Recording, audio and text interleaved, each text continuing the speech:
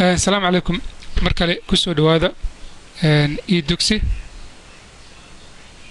oo idin leh markale kusoo dhawaada casharada gaagaaban ee ka baxa e-dugsi waxaad ka heli kartaan mar walba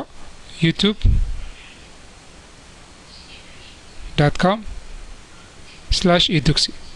okay wixii markaas ay guubaaba ah fariin ama se dhaliila waxaad noogu dhaafi kartiin e-dugsi annaga waan helinaa jawaabtana waa idin soo diranaa sida ku wanaagsan maanta waxaan soo qaadanaynaa numberka 5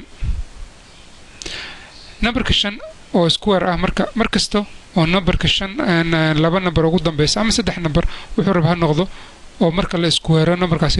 sida ugu dhaqsaha badan oo loo helo natiijada adigoo markaas aan raadin no calculator waxaas qaacidada marka waxay tahay numberka ka dambeeya 5 ayaad soo qaadanaysaa markaas waxaad ku daraysaa hal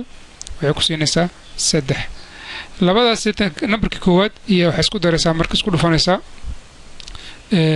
natiijada aad heshay oo ah markaas 6 jawaabtaada ugu horeysa waad heshay mid jawaabta labaad ku soo bixaysa marka waxay tahay numberkii 5 ahayd umba 5 markaas 5 times 5 is 25 jawaabtaada waxay noqotay 625 tusaale kale soo qaadano 4 5 square that samaysid afarta soo qaado ku dar hal waxaad helaysaa markaas 5 labada number isku dhufo afar lagu dhufto 5 waxa weeye 20 jawaabta qaybta ugu horeysa waad heshay qaybta labaad waxaad soo qaadanaysaa 5 ku dhufo 25 okay jawaabtaada marka waxay noqotay waxa weeye 25 okay xisaabta marka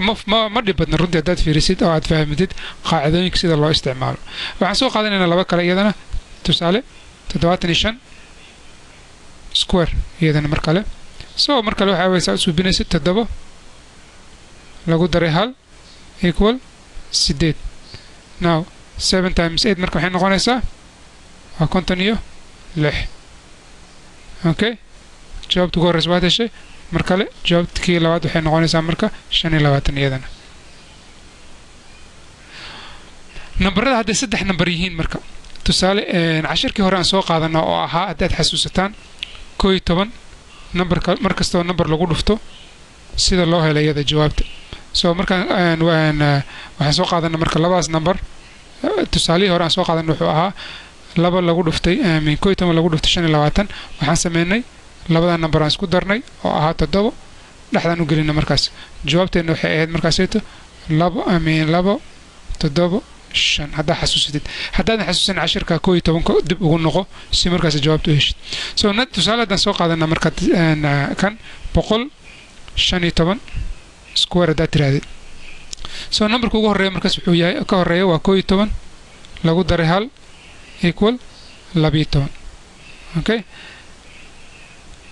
marka xasuuso marka hadirtaan 11 number kasta marka lagu daro muxuu ahaa hadda halkan ka soo qaadayna 11 marka lagu dhufto 12 soo labada number isku dar maxaa weeye waa 3 dhaxdan u gelinayna marka soo jawaabtu waxay tahay 132 waa numberkeen ugu horeysa jawaabta 5 lagu dhuftay markaas 25 halkaas noqonaysa marka soo jawaabtaada waxay noqotay marka 115 square jawaabteeda waa intaas okay waxaan rajaynaynaa inaad ka faa'iidaysataan casharada ka baxa e-dugsi ee gaagaaban aad baad u mahadsantihiin mar walba waxaan idin leenahay e-dugsi kusoo dhawaada mar kale aad baad u mahadsantihiin walaalayaal